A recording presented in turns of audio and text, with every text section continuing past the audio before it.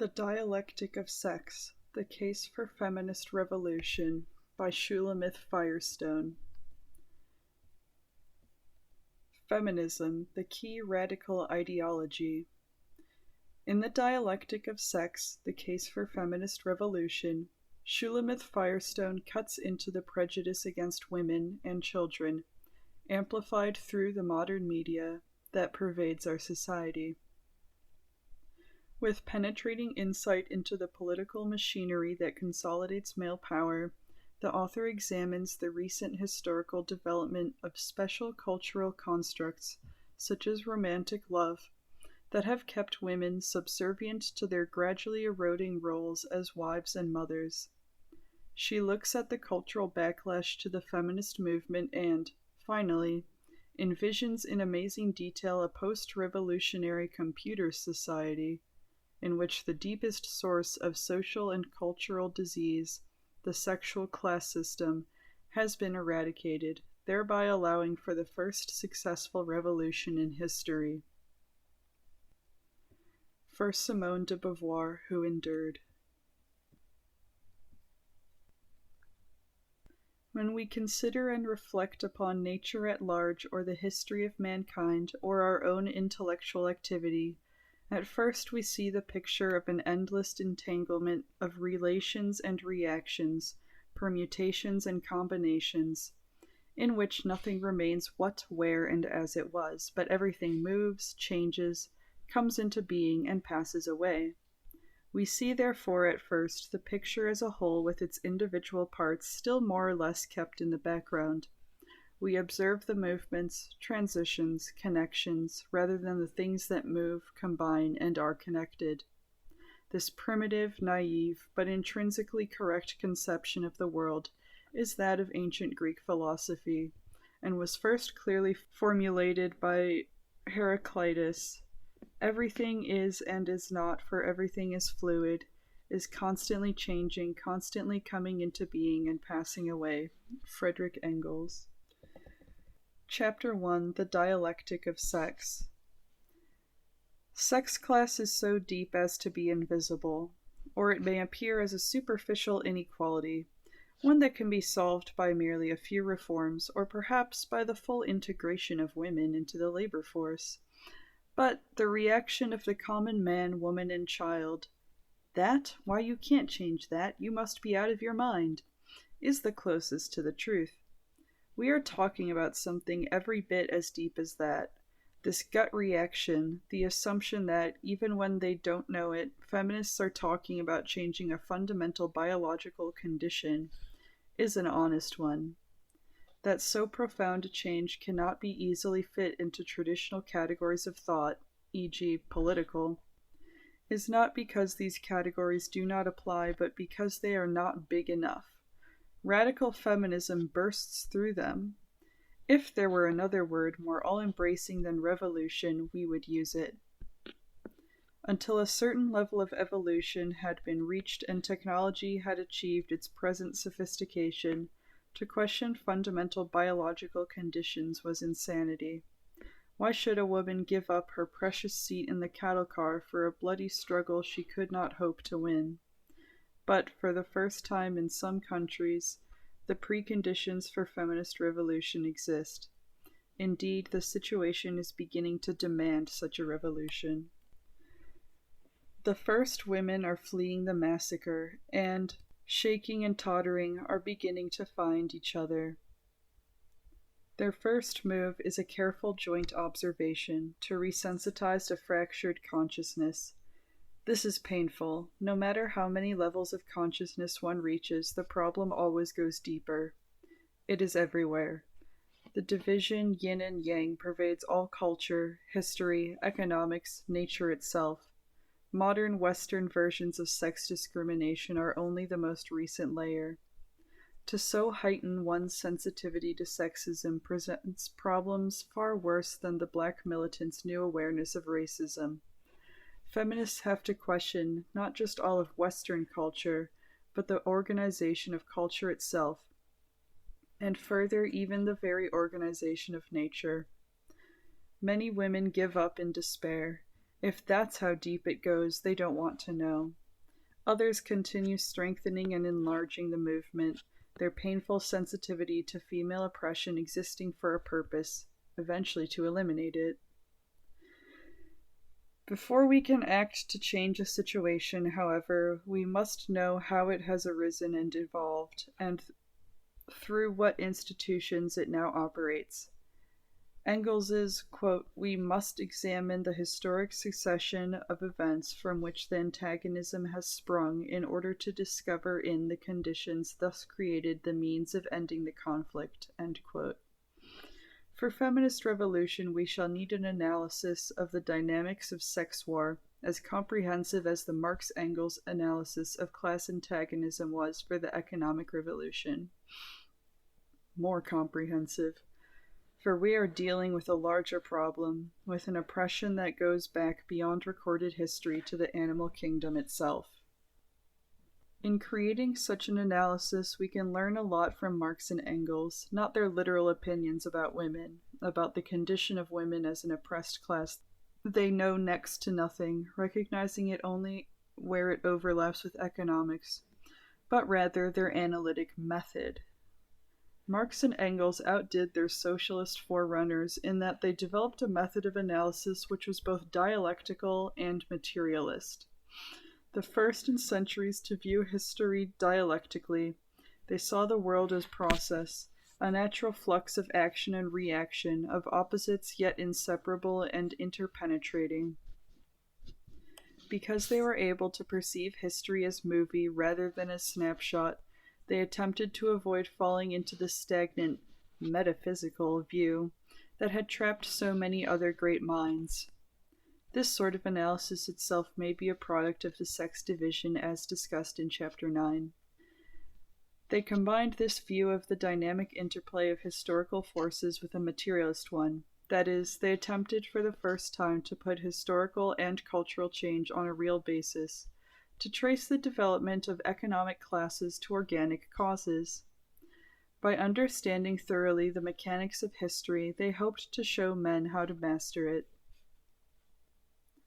Socialist thinkers prior to Marx and Engels, such as Fourier, Owen, and Bebel, had been able to do no more than moralize about existing social inequalities, positing an ideal world where class privilege and exploitation should not exist, in the same way that early feminist thinkers posited a world where male privilege and exploitation ought not exist, by mere virtue of goodwill.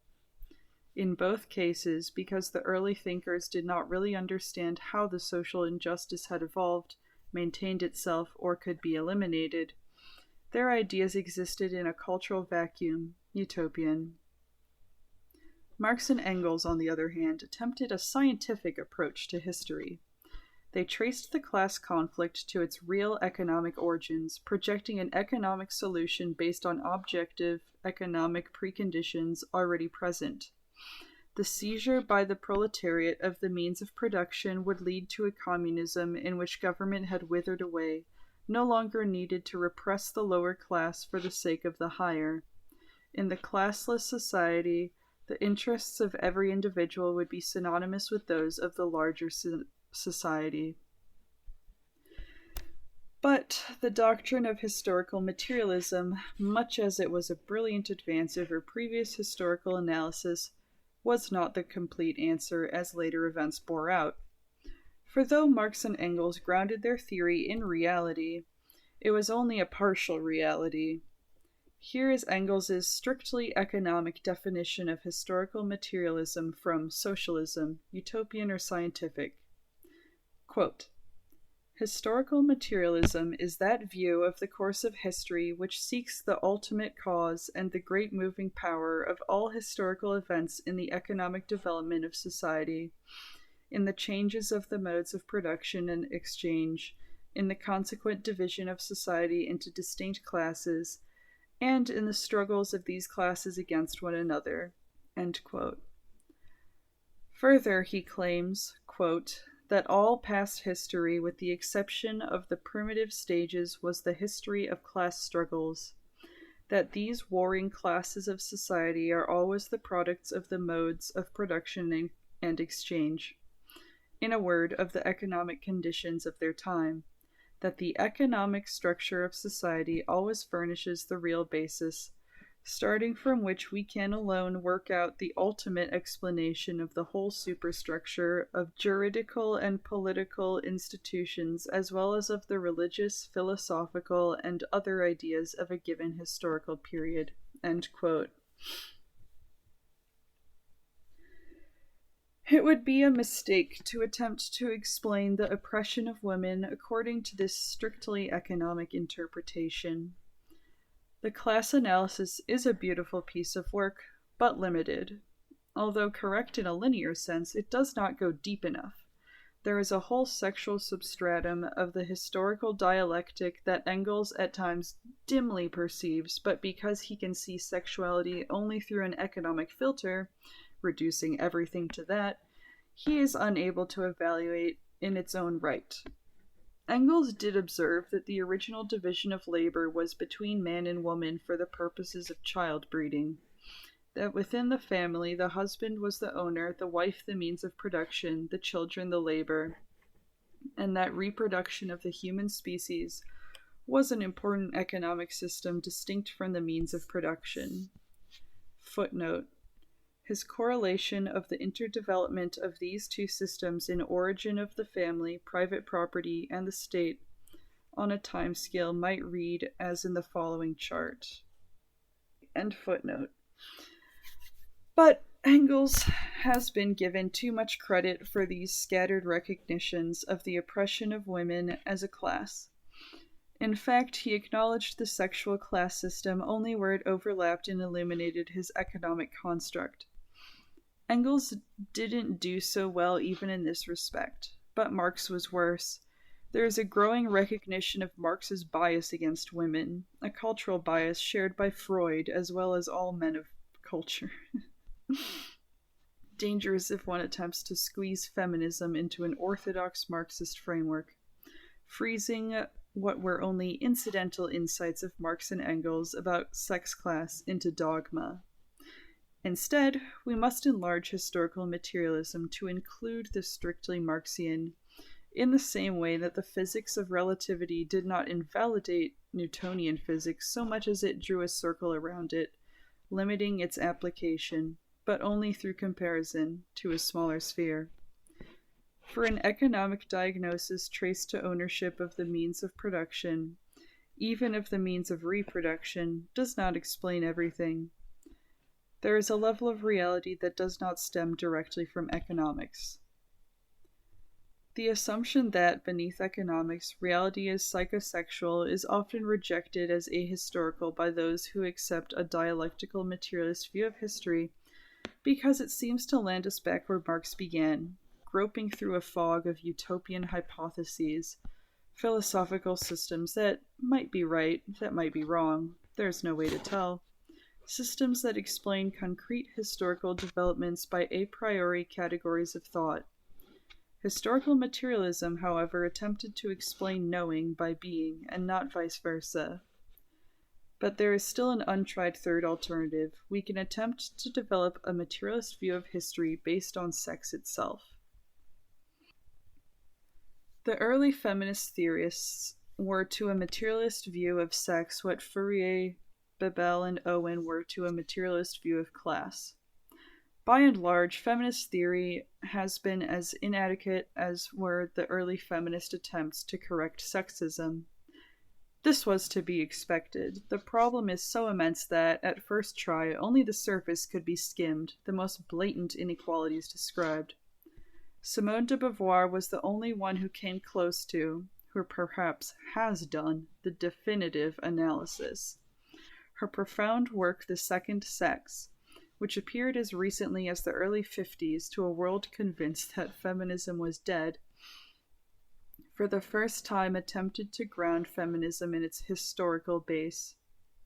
Of all feminist theorists, de Beauvoir is the most comprehensive and far-reaching, relating feminism to the best ideas in our culture.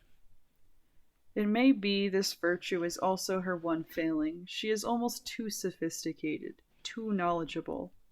Where this becomes a weakness, and this is still certainly debatable, is in her rigidly existentialist interpretation of feminism. One wonders how much Sartre had to do with this.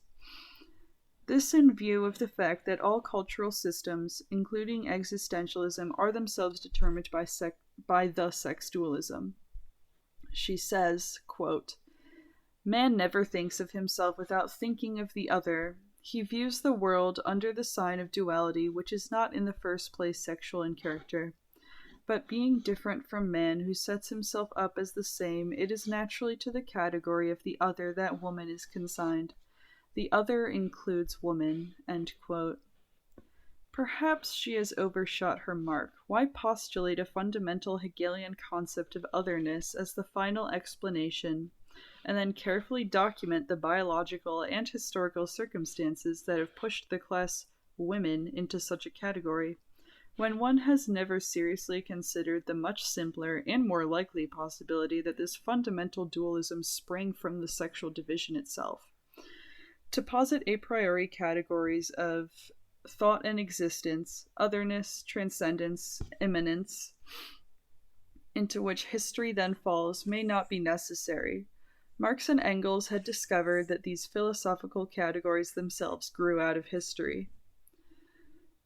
Before assuming such categories, let us first try to develop an analysis in which biology itself, procreation, is at the origin of the dualism. The immediate assumption of the layman that the unequal division of the sexes is natural may be well founded. We need not immediately look beyond this. Unlike economic class, sex class sprang directly from a biological reality. Men and women were created different and not equally privileged. Although, as de Beauvoir points out, this difference of itself did not necessitate the development of a class system, the domination of one group by another, the reproductive functions of these differences did. The biological family is an inherently unequal power distribution.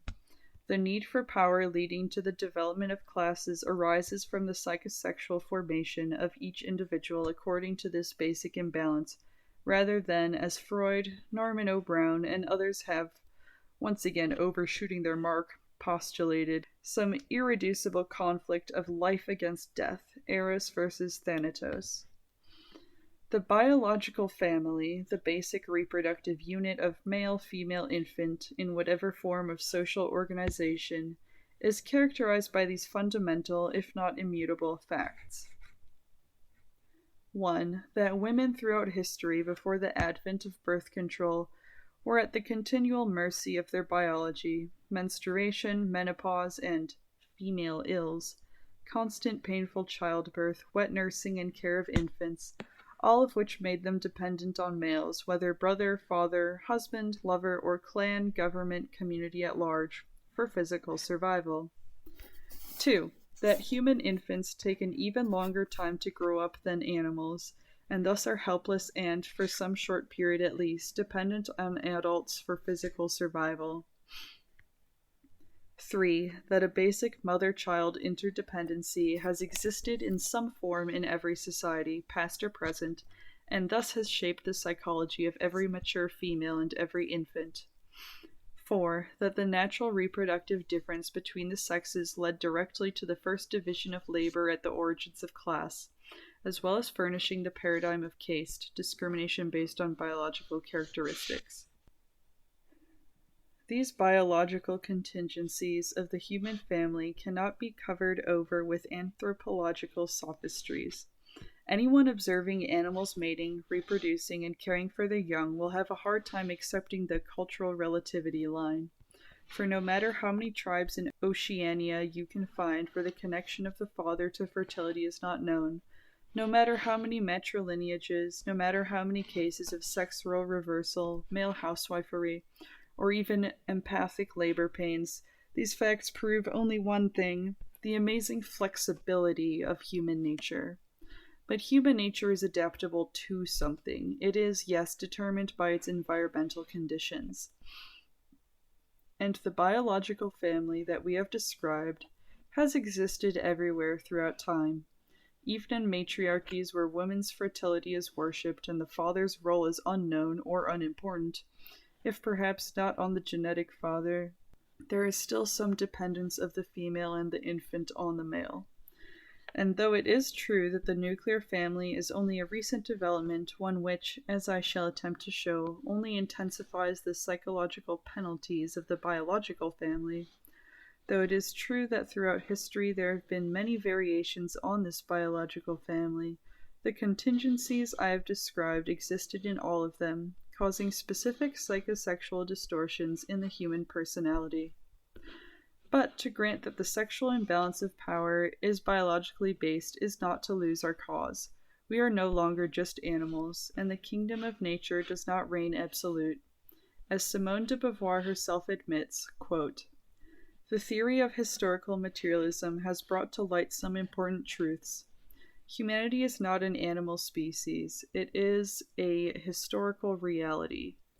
Human society is an antiphysis. In a sense, it is against nature. It does not passively submit to the presence of nature, but rather takes over the control of nature on its own behalf. This arrogation is not an inward, subjective operation. It is accomplished objectively in practical action." End quote. Thus, the natural is not necessarily a human value. Humanity has begun to outgrow nature. We can no longer justify the maintenance of a discriminatory sex class system on the grounds of its origins in nature. Indeed, for pragmatic reasons alone, it is beginning to look as if we must get rid of it. See Chapter 10. The problem becomes political, demanding more than a comprehensive historical analysis when one realizes that, though man is increasingly capable of freeing himself from the biological conditions that created his tyranny over women and children, he has little reason to want to give this tyranny up. As Engels said in the context of economic revolution, quote, "It is the law of division of labor that lies at the basis of the division into classes." Note that this division itself grew out of a fundamental biological division. But this does not prevent the ruling class, once having the upper hand, from consolidating its power at the expense of the working class, from turning its social leadership into an intensified exploitation of the masses. End quote. Though the sex class system may have originated in fundamental biological conditions, this does not guarantee once the biological basis of their oppression has been swept away that women and children will be freed. On the contrary, the new technology, especially fertility control, may be used against them to reinforce the entrenched system of exploitation. So that just as to assure elimination of economic classes requires the revolt of the underclass, the proletariat, and, in a temporary dictatorship, their seizure of the means of production, so to assure the elimination of sexual classes requires a revolt of the underclass, women, and the seizure of control of reproduction. Not only the full restoration to women of ownership of their own bodies, but also their temporary seizure of control of human fertility, the new population biology, as well as all the social institutions of childbearing and child-rearing. And just as the end goal of socialist revolution was not only the elimination of the economic class privilege, but of the economic class distinction itself, so the end goal of feminist revolution must be, unlike that of the first feminist movement, not just the elimination of male privilege, but of the sex distinction itself. Genital differences between human beings would no longer matter culturally. A reversion to an unobstructed pansexuality, Freud's polymorphous perversity, would probably supersede hetero, homo, and bisexuality. Okay. The reproduction of the species by one sex for the benefit of both would be replaced by at least the option of artificial reproduction. Children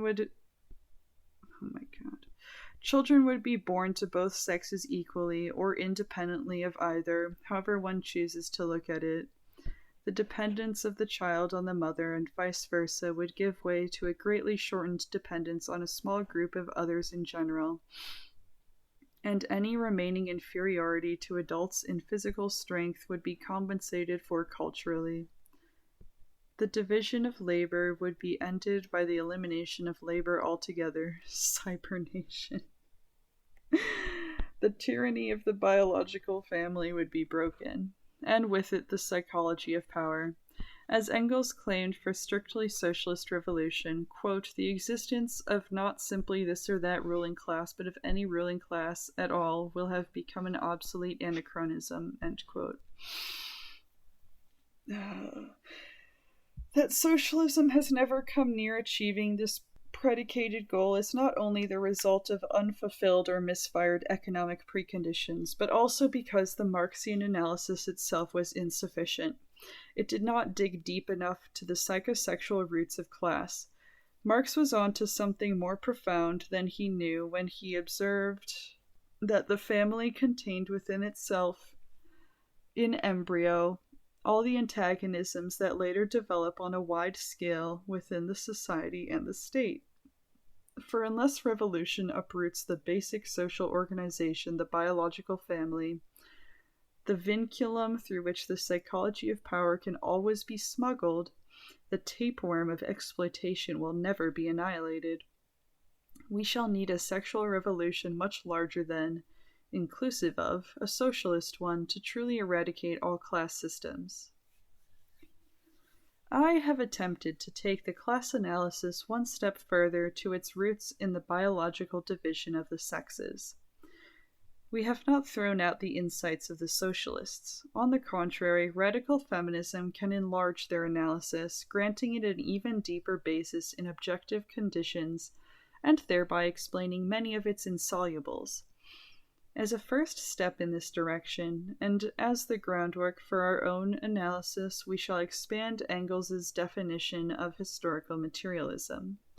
Here is the same definition quoted above, now rephrased to include the biological division of the sexes for the purpose of reproduction, which lies at the origins of class. Historical materialism is that view of the course of history which seeks the ultimate cause and the great moving power of all historic events in the dialectic of sex. The division of society into two distinct biological classes for procreative reproduction, and the struggles of these classes with one another, in the changes in the modes of marriage, reproduction, and childcare created by these struggles, in the connected development of other physically differentiated classes, castes, and in the first division of labor based on sex which developed into the economic cultural class system. And here is the cultural superstructure, as well as the economic one, traced not just back to economic class, but all the way back to sex. All past history, note that we can now eliminate with the exception of primitive stages, was the history of class struggle.